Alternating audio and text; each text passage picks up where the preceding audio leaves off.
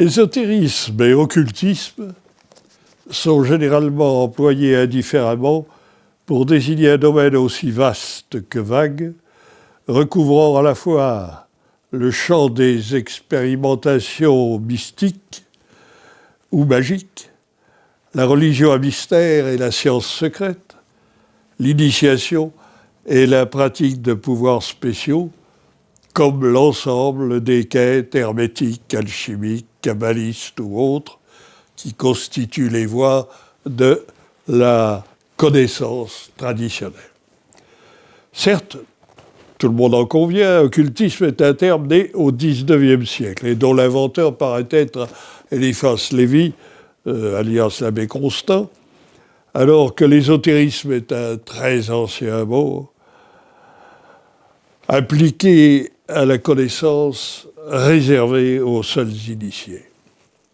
L'adjectif ésotérique remonte au moins à Pythagore, dont les disciples auraient été divisés en exotériques ou postulants, et les ésotériques, les initiés dans la doctrine du maître.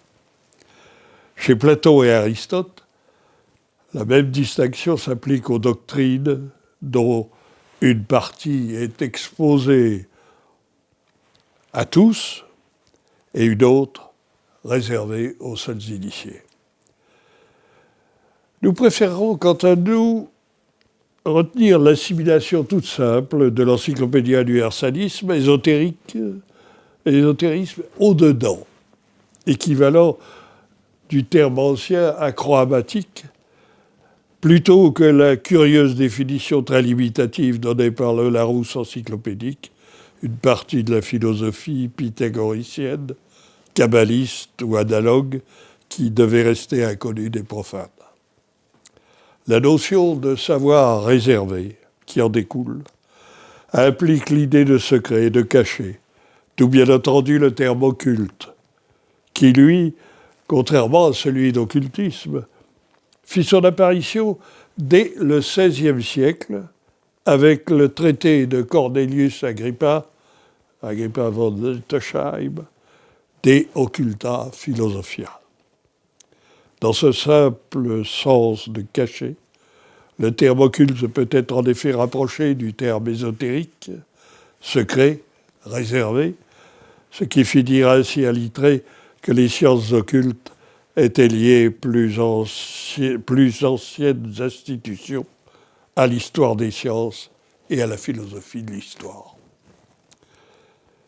Dans une première approche, ainsi, nous pourrions dire que l'ésotérisme est la pensée cachée sous l'écorce des mots, tandis que l'occultisme serait les faits ignorés ou la pratique secrète de ces faits sous l'apparence des choses. La confusion vient à mon sens de ce que Jean-Pierre Maillard estime que l'occultisme recouvre l'ensemble des connaissances humaines, de la science à la religion. Alors que pour des gens aussi différents que Colin Wilson, Alexandrian Leadbeater, l'occulte naît, se nourrit et prolonge la science, et que l'on est donc en droit de parler, même si le terme est contesté, de sciences occultes. Tout au contraire, l'ésotérisme, comme le reconnaît Leadbeater, et comme l'affirme Jacques Darès ou René Guénon, se rattache, lui, à la religion, dont il est en quelque sorte la colonne vertébrale invisible, la substantifique moelle. Si l'on voulait résumer en une formule la distinction fondamentale entre l'ésotérisme et l'occultisme, je dirais ainsi volontiers que le second est métapsychique et le premier métaphysique. La confusion entre ésotérisme et occultisme vient en vérité de très loin. Elle est née de la première confusion entre le religieux et le magique, puis entre le religieux et le sacré. Confusion d'ailleurs soigneusement entretenue à diverses époques par diverses églises, sectes, philosophies, dont le but précisément de s'arroger ou continuer à s'arroger le pouvoir. Or, à la lueur de ce que nous venons de dire, il devient clair que le religieux correspondant sans aucune contestation possible à l'exotérique, le sacré, lui, inspire la quête de l'ésotérisme, tandis que le magique s'apparente à la démarche de l'occultisme. Cette distinction nous paraît capitale. Elle a été cependant longtemps difficile à établir parce que le religieux et le sacré tendaient à se fondre sous l'impulsion des églises, tandis que la magie avait, elle, recours à la philosophie et empruntait au sacré pour acquérir une apparence de respectabilité. Mais, alors que nous arrivons au terme de ces quelques réflexions préalables, une question demeure. Une question qui a son importance particulièrement chez nous, francs-maçons, quel que soit d'ailleurs notre rite. Est-ce que les symboles dont le rituel a pour vocation de les rendre effectifs, perceptibles à l'initié, de les faire passer du stade virtuel au stade réel, qui sont somme toute animés, rendus vivants et présents par les rites, y compris d'ailleurs le symbole du grand architecte de l'univers, dont l'invocation n'est pas seulement de pur formalisme. Est-ce que ces symboles ne mettent pas en action certaines forces occultes que l'on peut considérer comme apparentées à l'occultisme? Cela m'a inspiré de longues réflexions sur la présence de l'occulte en franc-maçonnerie. Un occulte correspondant parfaitement à la définition telle que j'ai tenté de la donner, c'est-à-dire la mise en œuvre de courants, de forces, de pouvoirs qui échappent à la conception rationnelle et apparente des choses. Si ces forces existent réellement, la franc-maçonnerie serait alors l'un des rares lieux privilégiés du monde où ésotérisme et occultisme se rencontreraient et se donneraient la main. Autrement dit, au-delà, ou plutôt en deçà de son aspect de religion à mystère, d'ascèse et d'éveil au transcendantal par la révélation du sens profond du symbole, du rite et du mythe, il y aura également chez nous tout un réseau de forces et de pouvoirs occultes qui, convenablement éveillés et maniés par le sage, lui donnerait la possibilité de réinventer le monde et d'y inclure, dès ici-bas, la présence effective de la divinité. Il est dit dans le Zohar, le grand traité de la Kabbale juive, tout le monde est divisé en deux parties, dont l'une est visible et l'autre invisible. Et encore, la matière est l'esprit devenu visible. De même que dans chaque objet accessible à nos sens, il existe une forme contenant visible et un contenu invisible ou visible seulement en creux.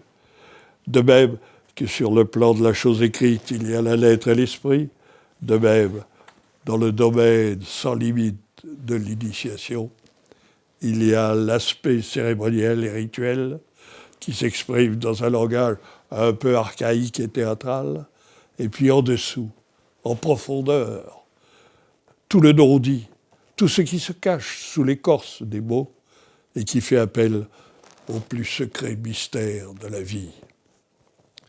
Ce que notre frère Wilshurst exprimait en ces termes dans The Meaning of Masonry, la maçonnerie est un système sacramentel présentant comme tous les sacrements un côté extérieur et visible, c'est-à-dire sa doctrine et ses symboles que nous pouvons voir et entendre, et un côté profond, intellectuelle et spirituelle, cachée dans le cérémonial, la doctrine et les symboles. Seul en profite, ajoutait-il, seul en profite le maçon qui, ayant appris à employer son imagination spirituelle, est capable d'apprécier la réalité qui règne derrière le voile du symbole. Tout le monde, chacun d'entre nous du moins, soupçonne qu'il y a dans l'homme des facultés de l'âme qui, convenablement éveillées, permettent à ces hommes de descendre en lui-même, cet homme de descendre en lui-même, de découvrir le soi profond. Et ce monde intérieur, héritage d'une longue histoire, et peut-être de la race humaine tout entière, monde où souvent d'ailleurs il n'ose plonger de peur de se perdre. Il nous faut le courage de Thésée pénétrant dans le labyrinthe. Longtemps, je l'avoue, j'ai hésité moi-même à l'entrée du labyrinthe. Et longtemps, j'ai hésité à écrire sur cette réalité occulte qui me fascinait et dont je voyais de plus en plus clairement la place réelle qu'elle occupait dans la franc-maçonnerie. Je soupçonnais, à vrai dire, depuis de nombreuses années que derrière la beauté des mots et l'émotion des signes se cachaient quelques réalités inconnues de la plupart des initiés, entre guillemets. Wirth, Boucher, Jean-Pierre Bayard ne laissaient souvent à penser à propos de tels symboles ou de telles phrases du rituel, prononçant parfois même le mot tabou de magie. Et puis, ce que notre frère Papus lui-même, pourtant un maître en la matière, ne faisait qu'effleurer dans son traité méthodique des sciences occultes, je devais le retrouver peu à peu dans de nombreux ouvrages, plus ou moins anciens, dont celui de notre frère Charles Webster Leadbeater, ancien prélat de l'Église catholique libérale de Grande-Bretagne, tel le côté occulte de la franc-maçonnerie, et l'étude fort documentée de la loge de recherche helvétique Sub Rosa, Magie blanche et Maçonnerie bleue. Un troisième ouvrage, la pratique opérative de l'ancienne franc-maçonnerie turque, un petit traité de Rudolf von Seebentendorf, allait ensuite retenir mon attention par certaines exégèses des signes et symboles en usage chez les francs-maçons orientaux. Tous les exercices ritueliques dont Seebentendorf fait la recension décrivent en effet, selon lui, des pratiques occultes liées à l'alchimie. Il démontre ainsi que sous les signes de reconnaissance sont curieusement fondés, tous sont fondés sur les trois lettres I, A, O. Ces mêmes lettres que l'on retrouve précisément dans le fameux traité sur l'alchimie de Conrad, Amphitheatrum Sapientiae Aeternae. Seebentendorf se livre ainsi à tout un cours sur les pouvoirs subtils que l'on obtient par les gestes de l'IAO.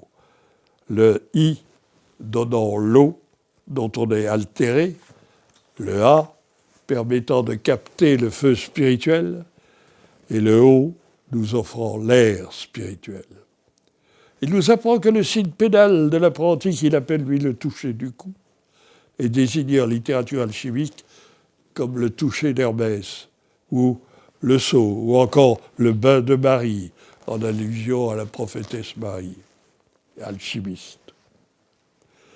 Il cite par ailleurs Turnbesser, en qui il voit le père des Rose-Croix, qui disait que nos attouchements, nos prises de la main, nous rendaient la vérité plus accessible et plus évidente que tous les livres, car le toucher est toujours le bon instrument qu'utilise l'esprit pour clôturer son plan. Seebentendorf décrit de plus le processus alchimique qu'entraîne le soufre de la maîtrise, l'eau de vie que par le signe d'ordre nous conduisons à travers le corps. Il parle bien sûr des chakras, en liaison avec le toucher du cou, le toucher de la poitrine, que les anciens francs-maçons appelaient la cuisson à cause du brasier qui s'allume, alors que le toucher du cou, précisément, amène le feu intérieur à une chaleur douce. Notre travail, souligne-t-il, en initié, pressentant que la mort symbolique est plus importante peut-être même que la mort réelle, vise à devancer cette mort. Que l'initiation soit essentiellement une quête alchimique, la plupart des auteurs maçonniques l'ont souvent mis en relief, à commencer par Wirth dans son symbolisme hermétique. Dès le cabinet de réflexion, Vitriol montre la voie au néophyte, qui est appelé à baigner ensuite dans les 4 éléments. Tubalcain, le guide des maîtres dans l'œuvre noire, est le patron de l'alchimie. Certes, le roi des forgerons, c'est Théurge du feu, roi maudit d'ailleurs, comme ce Caïn dont nous sommes les fils, conformément à la véritable légende d'Hiram. Il y a les petits et les grands mystères. Les petits qui correspondent chez nous aux 2 premiers degrés symboliques consistent en des rites de purification, la dissolution des écorces des kabbalistes, et nous permettent de comprendre les lois du cosmos. Les grands mystères commencent avec le 3e degré. J'insiste sur le mot « commence » et permettent à l'initié d'accéder au plan spirituel, de faire de lui un véritable fils du ciel et de la terre, dont le but est à la fin des fins l'identification au principe suprême.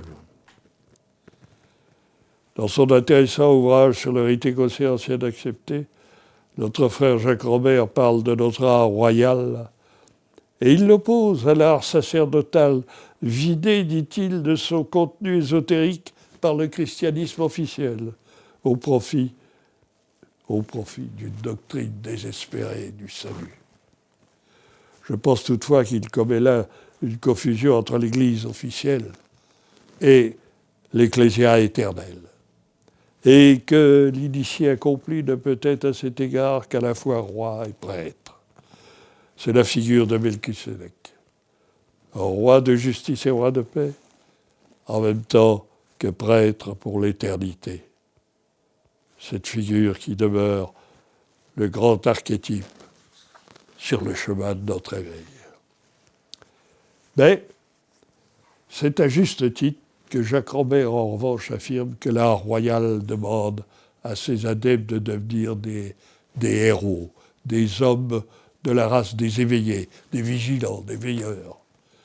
En ce sens, Bouddha, Mitra, Jésus ont cueilli les fruits de l'arbre de la connaissance interdit à Adam.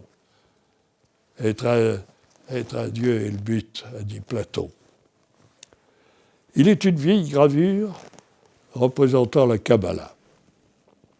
On y voit l'initié au cœur de 3 sphères. Sur la première de ces sphères trône le lion, le roi.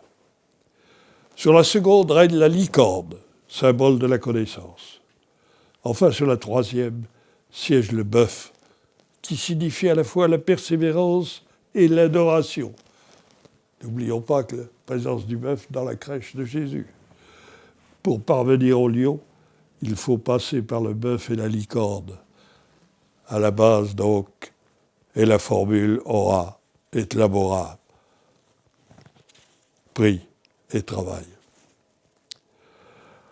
On a coutume de dire, même lorsqu'on est un maçon particulièrement défiant vis-à-vis de l'occulte, que la loge, les frères dans la loge constituent un égrégore. C'est avec la chaîne d'union l'une des rares concessions que nos frères rationalistes font à une puissance, une entité ou une présence supérieure. Dans son livre passionnant sur l'alphabet des dieux, Jean Habe affirme à la suite de nombreux ésotéristes ou occultistes, je cite, « Toute chose préexiste en esprit. Tout événement est vécu sur le plan astral avant de s'exprimer ici-bas. Et aussi, toute pensée, tout désir revêt une forme dans notre sphère astrale individuelle, c'est-à-dire notre subconscient.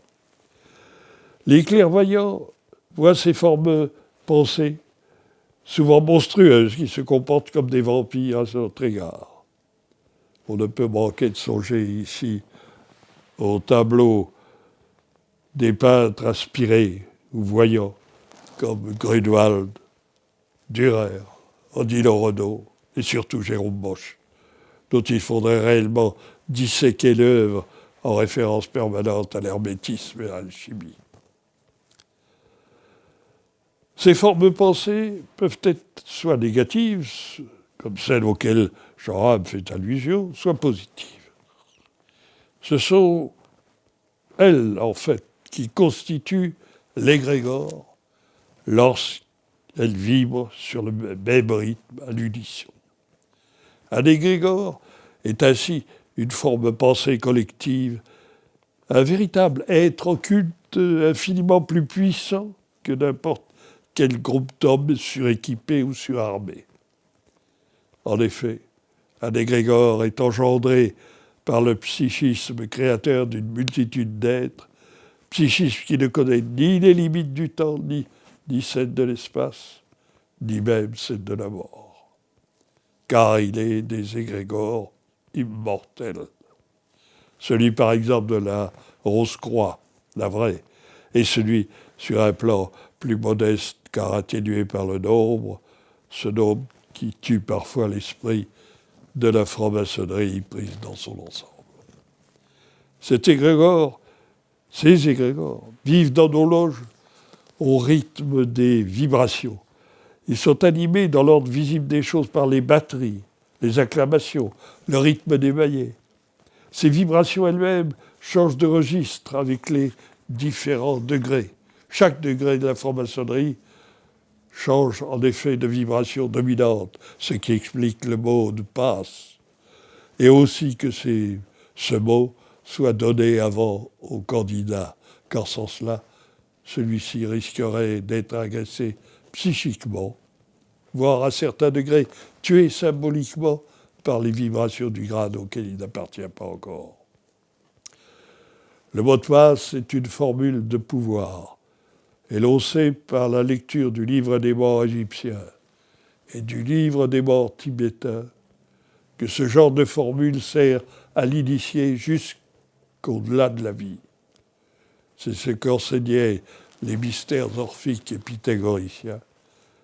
Et bien avant eux, tant Hermès, le seigneur des mots divins.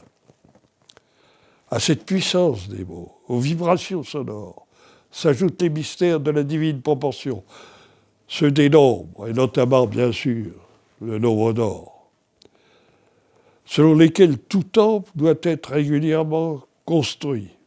Car selon le mot de notre frère Goethe, dans le second Faust, les temples parlent, ou plutôt chantent. L'harmonie des grands accords qui dressent les temples selon la géométrie ésotérique n'est rien d'autre que l'expression d'une magie rituelle contre laquelle l'Église d'autrefois s'élevait sans doute à juste titre pour elle, en y voyant une captation des forces surnaturelles sans intervention de la divinité. Comment vit un égrégore en franc-maçonnerie? On ne peut répondre à cette question qu'en suivant le cheminement de l'initié depuis le jour où il a été accueilli en loge jusqu'au jour où il revit la mort et la résurrection d'Hiram. Tout a commencé pour lui par le cabinet de réflexion, c'est-à-dire très exactement la descente aux enfers, telle que l'ont connue entre autres Orphée et Jésus. Celui qui ne descend pas ne montera pas, a dit le cosmopolite. Et Oswald Wirth s'en est expliqué admirablement ces termes dans l'idéal initiatique. L'enfer est en initiation le chemin du ciel. Qui s'est abaissé, s'est abîmé dans le prétendu rien, il découvre le tout. Avez-vous pénétré en vous-même, ajoutait-il, jusqu'au foyer central où, sous la cendre des impressions extérieures accumulées, couve l'ardeur divine, vous tous qui vous flattez de vous être élevés au rang des initiés. Dans votre hâte de monter, n'auriez-vous point négligé de descendre? Et il disait encore, on ne peut parvenir à l'initiation qu'en subissant la mort initiatique, épreuve ardue, éliminatoire, qui ne réussit qu'un peu d'élus parmi le grand nombre des appelés. Sachez mourir ou renoncer modestement par avance à toute initiation. Cette descente aux enfers devrait bien sûr, pour être pleinement efficace, durer infiniment plus longtemps que ce que dure généralement le séjour moyen d'un profane en cabinet de réflexion. Je connais certaines loges qui laissent le candidat une nuit entière et ne l'initient que le lendemain matin. Sans aller jusque-là, je pense qu'on devrait aujourd'hui convoquer le candidat au moins 3 heures avant le début de la cérémonie d'initiation. C'est à ce moment qu'intervient le dépouillement des métaux dont l'explication avancée par certains auteurs, toujours soucieux de ramener la franc-maçonnerie à une école de morale vaguement philosophique, peut prêter à sourire, même si elle est exacte au premier degré. En fait, c'est bien connu. Les métaux gênent la circulation des courants. Leur absence est une nécessité pour que l'acte magique de l'initiation s'accomplisse. De plus, le candidat qui garderait ces métaux devrait être considéré comme cérémoniellement impur. En effet, lors de la consécration notamment, le récipiendaire se trouve être le point central où se rencontrent les deux forces, l'une passive émanant de la matière, l'autre active dispensée par le vénérable et l'intermédiaire de son glaive flamboyant. À ces propos, l'épée du vénérable, l'épée à Vajra, est ou devrait être fortement magnétisée et demeurer personnelle à chaque vénérable, qui ne devrait même l'utiliser qu'à main nue, à mon sens. On connaît le rôle isolateur des gants. Pour que l'influx spirituel soit transmis, il faut donc ôter ces gants.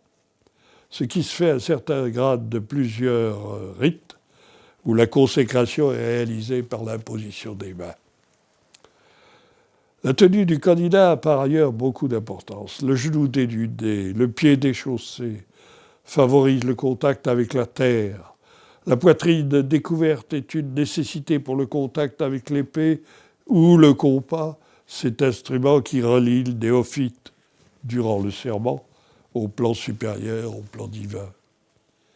Le bandeau qui sépare le bois et le non-bois donne au son, à la parole, à la magie du verbe et de la musique toute leur plénitude. Il suffit pour s'en convaincre de se remémorer l'influence apaisante et méditative qu'apporte un chant grégorien, ou l'extraordinaire puissance développée par un chant soufi ou hindou, fondé par exemple pour les hindous sur la répétition lancinante de la syllabe Aum. Les anciens ont toujours eu, dans toutes les traditions, recours à la magie des vibrations pour consacrer un lieu. Et ils savaient que la musique sacrée envoûte et peut conduire les initiés jusqu'à l'extase. Il faut, à propos de ce symbolisme de la parole, bien assimiler ce que sont en réalité les mots sacrés, qui ne sont pas simples signes de reconnaissance, mais véritables liens vibratoires entre les frères. De même que le dialogue rituel entre le vénérable et les surveillants trace dans l'espace de véritables triangles sonores, symboliques, dont les vibrations convenablement associées au son de la colonne d'harmonie et aussi bien sûr aux batteries d'émaillés, apportent le sceau d'authenticité à l'ouverture et à la fermeture des travaux. L'Edmusner va plus loin encore. Évoquant les coups de maillet et les batteries qui scellent les l'égrégore de la loge, il affirme, je leur laisse la responsabilité, que ceux-ci sont un mode de communication avec certaines catégories d'esprits de la nature, dont l'attention est ainsi éveillée et dont le service empressé est immédiatement à la disposition des personnes dûment qualifiées. On voit donc a fortiori l'importance de ce taux vibratoire que les frères vivent et qui fait qu'ils affirment à l'issue des travaux que le courant est passé et que c'était une belle tenue. Ce taux est préparé vestimentairement, dans une cérémonie d'initiation où le candidat, pour recevoir tous les influx, est préparé vestimentairement, comme on le sait. Il doit être de plus, comme le souligne le livre des morts égyptiens, juste de voix. La pureté du cœur doit en effet se trouver tout naturellement reflétée dans la parole comme dans un miroir vocal. Ainsi préparé, le candidat entre-t-il dans le temple. Il franchit en se courbant la porte de la mort pour accomplir ses 3 voyages symboliques. Le vacarme qui préside à son premier voyage représente les forces les plus mauvaises du plan astral, celles-là même qui sont décrites dans les livres des morts égyptiens et tibétains. Et ces forces l'agressent de toutes parts. Heureusement, il y a les 3 éléments, qui sont, à proprement parler, les esprits de la nature, ces forces élémentales qui jouent pour le néophyte le rôle de gardien du corps, et avec lesquels, tout autant qu'avec les frères charnellement présents, il contracte en vérité une alliance fraternelle. Le deuxième voyage s'effectue encore dans le plan astral, mais non plus au niveau des passions les plus viles, au niveau cette fois tout simple des émotions humaines ordinaires. Le troisième voyage, enfin, s'effectue dans le silence, au plan le plus haut de l'astral, aux confins même du monde céleste, dit l'Invitaire qui précise, au-dessous de lui le monde inférieur, devant lui les joies du ciel, dans l'intervalle le silence. Qui ne voit qu'il s'agit là peut-être d'une répétition de ce qui attend réellement l'homme après sa mort terrestre. Deux des moments cruciaux de la cérémonie d'initiation sont le serment et la consécration, acte magique par excellence. Tous les serments sont faits avec la canne et l'épée entrecroisées, formant le triangle corps, âme et esprit. Le serment, quel que soit le grade auquel il est prêté, abolit le temps. Il inclut le passé, le présent et l'avenir, car il est avant tout facteur de transcendance et de sublimation. L'engagement qu'il contient est un engagement total de l'être, par rapport à ses frères, certes, mais aussi, bien entendu, par rapport à la divinité. A-t-on jamais sérieusement réfléchi, au-delà des termes un peu archaïques et désuets que contiennent nos serments successifs, au terrible contenu que ceux-ci renferment? A-t-on jamais tremblé chaque fois qu'un néophyte prononçait les paroles fatidiques pour lui comme pour nous-mêmes, en nous remémorant notre propre démarche? Et a-t-on perçu à quel point cet engagement parfaitement inutile et vain, si l'on se réfère à notre vie présente sur Terre, pouvait revêtir d'importance, et quelle terrible importance, une fois franchis les portes de l'éternel Orient. Il faut, pour le comprendre, lire et relire les impitoyables châtiments promis par le livre des morts égyptiens ou le bardo Todol au parjure. Car ce sont les châtiments mêmes que le néophyte franc-maçon accepte de subir dans l'énoncé de son serment. Les seigneurs de la mort sont tes propres hallucinations, proclame le livre tibétain. Et le livre égyptien promet à l'impie et à l'indigne, en termes presque identiques aux nôtres, que son cœur sera arraché et que son corps sera jeté aux rapaces et dévoré par le monstre de l'abîme, le terrible Apopi. Peut-on croire que cette coïncidence soit le fruit du hasard? Ces formules de serment qui viennent de la nuit des âges correspondent à une réalité profonde dont nous, les fragiles enfants de la civilisation technicienne, avons oublié le sens, occulté, cette fois au sens commun du terme, la tragique destination. Le serment est un acte magique par excellence, car il prend à témoin une puissance transcendante, abolissant du même coup toute frontière entre le passé, le présent et l'avenir. Il est le facteur clé de la communication avec les dieux et par là même de la dimension supérieure de l'être humain. Il comporte 3 éléments essentiels, dont le véhicule est le verbe et donc le souffle. Verbe parfois accompagné de l'offrande du sang, autrefois dans d'autres initiations.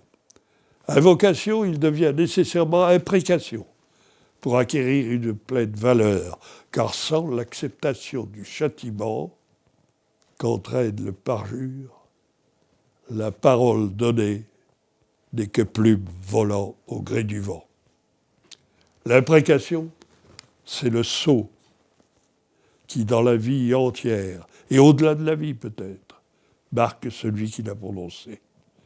Et c'est pour le maçon placé devant l'autel où reposent les 3 grandes lumières, l'instant le plus solennel et le plus grave de toute son existence maçonnique.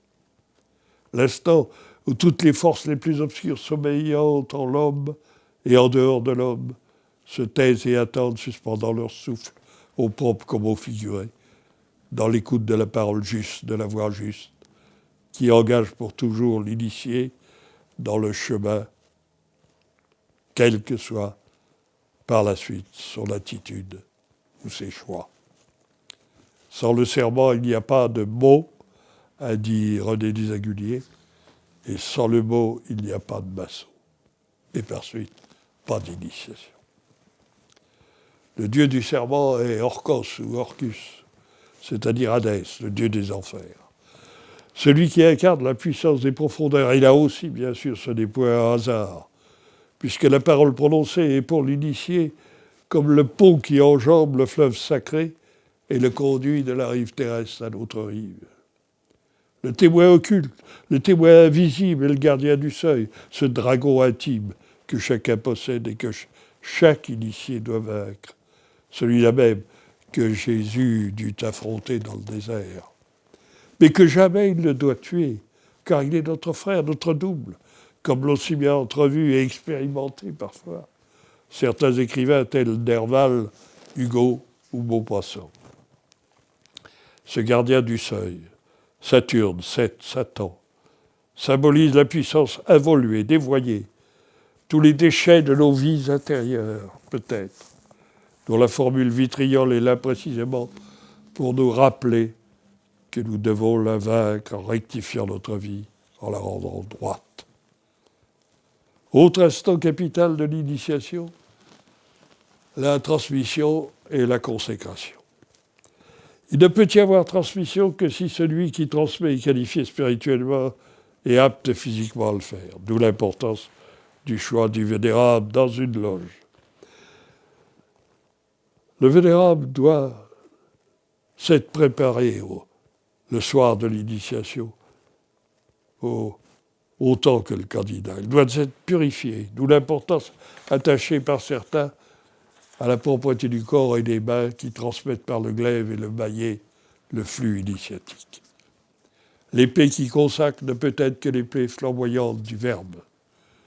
Selon l'inhibiteur, le premier attouchement dirige l'énergie vers le cerveau, le second vers l'épaule gauche dirige l'amour vers le cœur, et le troisième dirige la faculté d'exécution vers le bras droit. Il s'agit en tout cas bien d'une effusion d'énergie qui n'est pas sans concordance avec dans l'ordination la consécration du diacre. Cette effusion d'énergie doit aider l'initié à trouver peu à peu la voie de sa libération.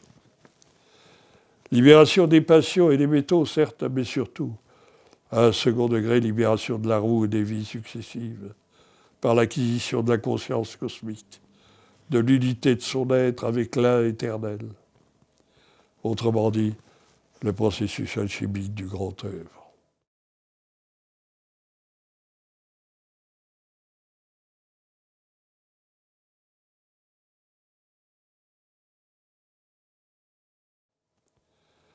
En vérité, par la compréhension intime du rituel et l'utilisation du pouvoir qui lui a été transmis, l'initié raccourcit le chemin qu'il conduit vers le divin.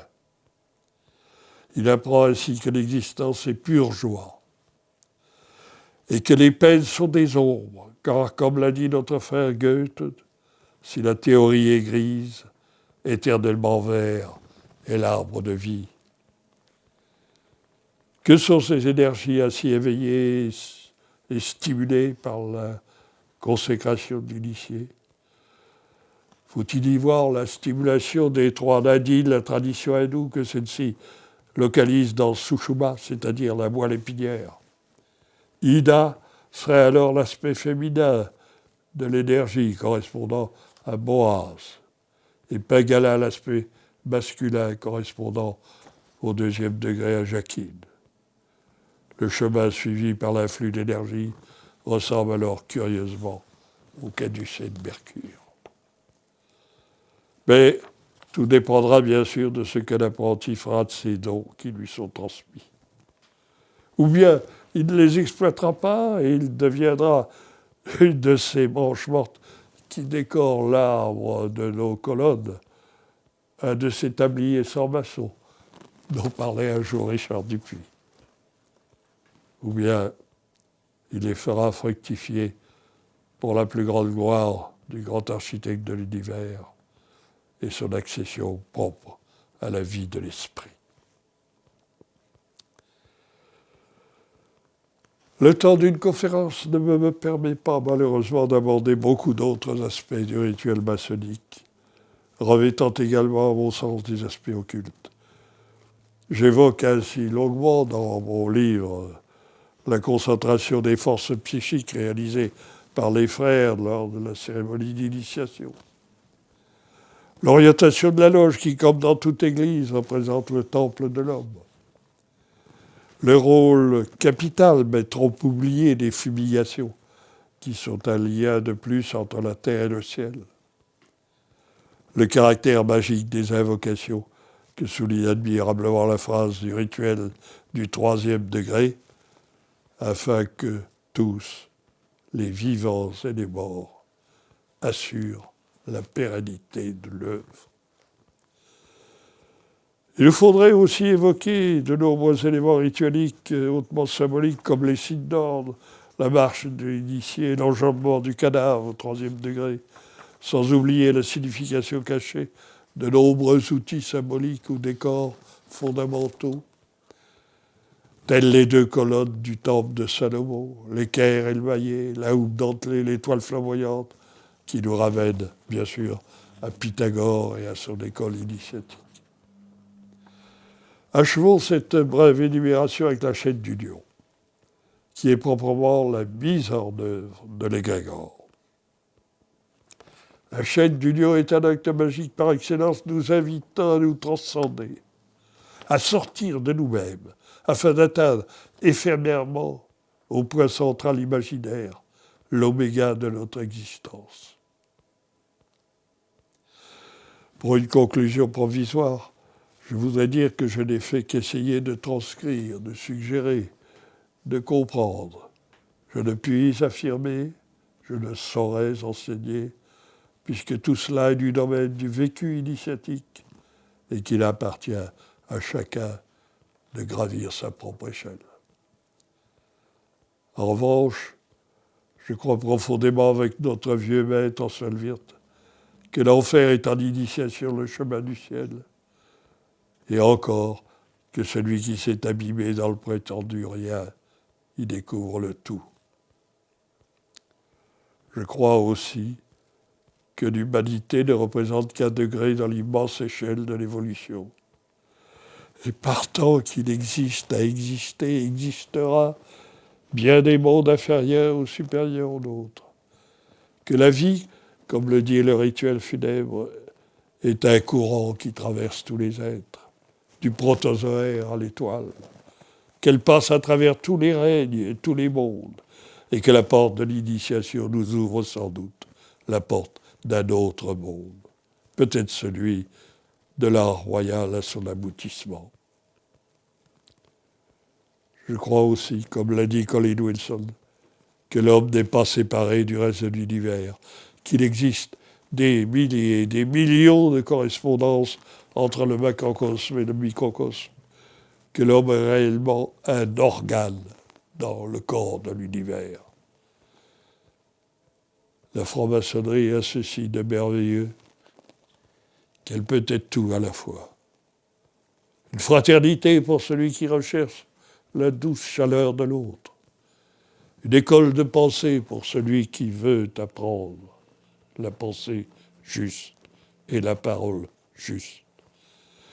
Un institut de réflexion et de préparation de l'avenir pour celui qui met au-dessus de tout le destin de l'humanité. Mais aussi, mais surtout, qu'elle sait être une authentique démarche pour percer le mystère de la vie et de la mort, qu'elle recèle en son sein les trésors infinis de la connaissance et de l'amour, et qu'elle est la seule voie vers le divin qui se passe de noms, de dogmes et de prières. J'ai dit.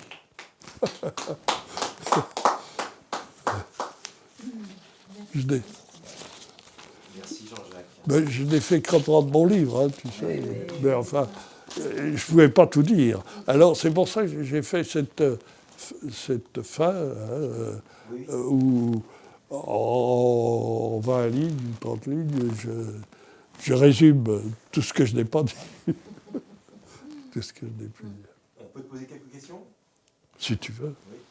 Bon, moi j'ai plusieurs questions à te poser, mais il y en a une que j'aimerais te poser. On sait tous que dans l'élévation, on a les 5 points parfaits de la maîtrise. Les surveillants disent des mots qui ont des résonances alchimiques. La chair quitte les os, on se fait même appeler les fils de la putréfaction. Donc tout ça, c'est une connotation vraiment hermétique et alchimique. Et en même temps, tu dis dans ton livre que ces 5 points parfaits de la maîtrise sont un peu de la magie. Et la magie est rattachée à l'occultisme. Alors, est-ce que y a un lien entre l'occultisme et l'alchimie ? C'est probable. C'est probable. Ce lien, c'est le lien entre toutes les écoles initiatiques qui existent partout. On ne peut comprendre les 5 points parfaits de la maîtrise si l'on ne connaît pas bien la Kabbale. On ne peut comprendre les 5 points parfaits de la maîtrise si l'on ne se réfère au chakra de l'hindouisme. Tout cela est intimement lié, et ces 5 points parfaits de la maîtrise montrent que nous avons un héritage qui dépasse bien la tradition opérative, qui dépasse bien même le symbolisme. Nous allons au fond des choses avec les 5 points parfaits de la maîtrise. Vraiment au fond des choses. Et c'est, bien sûr, on peut se référer à ces 5 points dans la Bible même. Ils sont décrits lorsque Élie se couche sur l'enfant pour le ressusciter. Il utilise effectivement ces 5 points. Mais les 5 points sont vraiment quelque chose d'extraordinaire qu'il faut... je n'ai pas pu en parler parce que je ne peux pas parler de tout, mais c'est sûr que j'ai tout un chapitre dans mon livre « Ésotérisme et occultisme » sur le côté profondément, je dirais, réel de ce relèvement du maître par les 5 points. C'est vraiment la résurrection, symbole de la résurrection, inconditionnellement.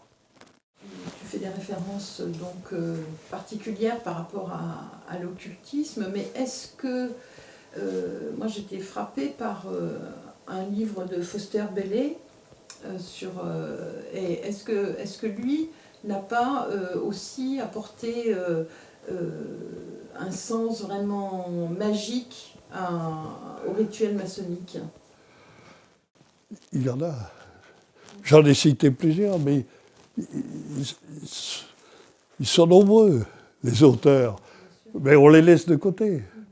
C'est un peu gênant, souvent, pour beaucoup de nos frères, de s'apercevoir que ils vivent là une expérience qui dépasse largement leurs habitudes, leurs capacités souvent et leur sens de la vie. C'est sûr qu'on n'aime pas trop faire de la franc-maçonnerie une école de... On se contente d'en faire une école de sagesse, c'est déjà bien, mais une école de vie et de mort, c'est ça l'essentiel. Elle est pourtant fondamentalement cela. Quelle différence tu ferais entre les sciences secrètes, en particulier les 5 sciences secrètes dont parle Piom, et les sciences occultes? Très peu.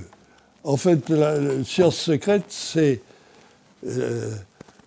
Henri Durville qui a fait un livre là-dessus et qui a été, pour moi d'ailleurs, un des livres qui m'ont ouvert le chemin de l'ésotérisme, avec Paul Bergier, Robert Charroux, etc.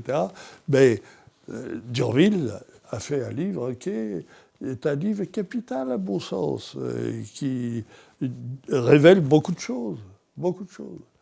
Mais cette science secrète, c'est très peu différent des sciences occultes, dont, avec, si on veut, peut-être davantage de magie dans l'œuvre, par exemple, de Cornelius Agrippa, déjà, et puis, autrefois, et puis l'œuvre de Stanislas de Guetta, par exemple, parmi les récents, et d'Eliphas Lévy, l'abbé Constant. La fin du 19e siècle a été une période extraordinaire de recherche et d'explosion de l'ésotérisme et de l'occultisme. Est-ce que tu fais partie de ceux qui, vraiment pour que les rituels deviennent plus opératifs au sens magique du terme, devraient se faire à certaines heures, en fonction tu connais toutes les heures magiques par rapport... et qu'il faudrait faire certaines célébrations à certaines heures, etc. Tu parlais tout à l'heure de laisser l'impétrant une nuit entière dans le cabinet de réflexion. Est-ce que justement ça serait intéressant de faire les cérémonies d'initiation au lever du soleil, ou enfin voilà, j'avais un peu cette curiosité. Alors, je ne le pense pas. Pourquoi? Parce que le rituel de nos cérémonies abolit le temps et l'espace. Donc, ça n'a pas d'importance finalement que ça se passe à tel jour ou telle semaine ou tel mois, peu importe, puisque à partir du moment où nous pénétrons dans le temple et les travaux sont ouverts, nous vivons dans un espace et un temps aboli.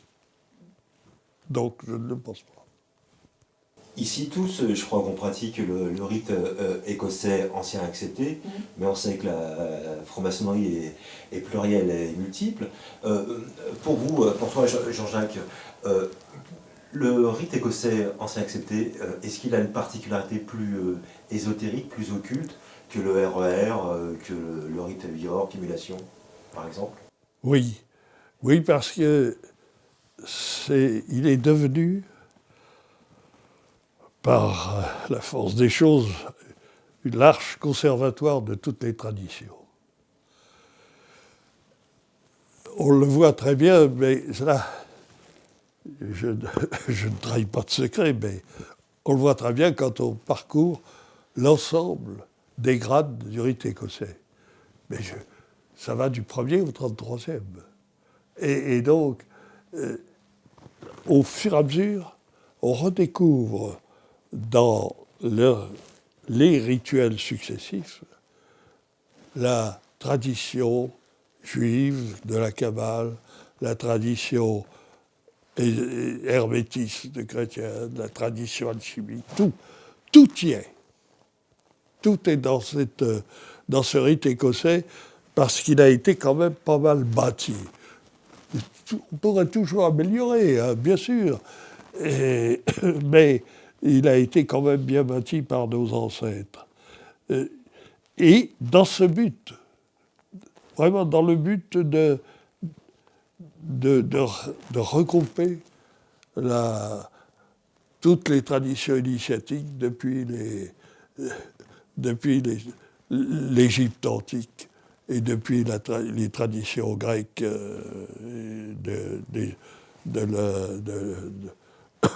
d'Éleusis et compagnie, et de Mitra.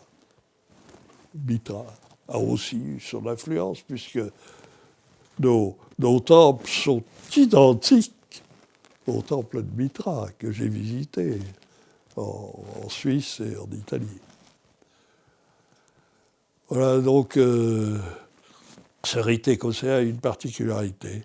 Le rite écossais rectifié, ou le régime écossais rectifié de Villermoz, est plus empreint de christianisme. Mais nous aussi, nous sommes des héritiers du judéo-christianisme. Nous sommes des héritiers de la tradition juive et de la tradition chrétienne. Et tous les grades sont inspirés par la Bible aussi, à de nombreux degrés.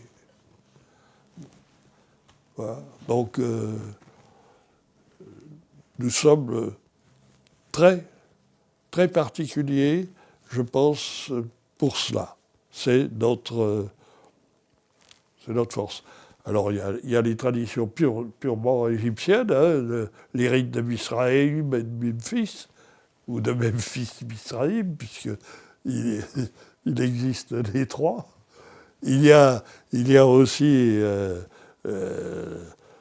les traditions, je dirais, non pas plus françaises, mais qui sont plus restées au niveau opératif. Le Grand Orient, dans le rite français, enfin, il l'a un peu trahi, mais dans le rite français, est beaucoup plus près de la tradition opérative, comme la Grande Loge unie d'Angleterre, d'ailleurs. La Grande Loge unie d'Angleterre. D'où notre rite qui s'est bâti à partir des catholiques, incontestablement, au XVIIIe siècle, écossais et irlandais. C'est là nos origines, hein, sur le plan historique. Alors avant de conclure, et est-ce que c'est une question moi qui me travaille, c'est que au rite écossais ancien accepté, le profane, on le met dans un climat de réflexion où là il est soumis à des symboles qui sont purement alchimiques, le vitriol, et puis le soufre, le sel et le mercure. Et j'ai la faiblesse de penser que le rite écossais ancien accepté a peut-être comme colonne vertébrale principale cette voie hermétique ou alchimique. et que d'autres voix se sont agglomérées. Est-ce que ça, c'est une vue de mon esprit ou c'est un amalgame de différentes traditions à égale quantité? Je pense que notre rite écossais est héritier de la Bible d'une manière générale, donc des croyances chrétiennes et juives aussi, mais effectivement qu'il est l'héritier également de la tradition hermétiste telle qu'elle a pu se développer au Moyen-Âge.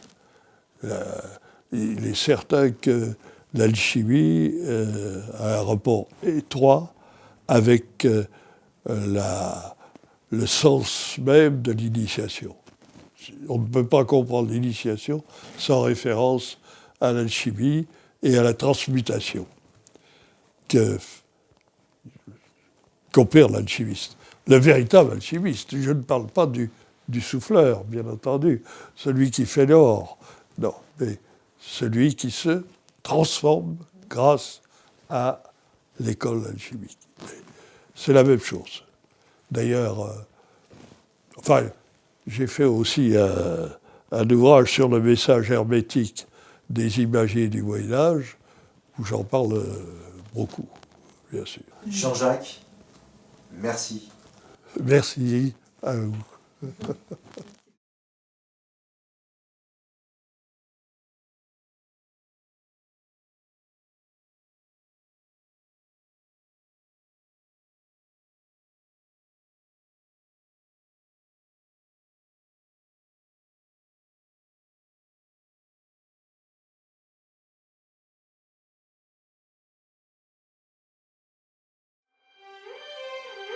Mmh.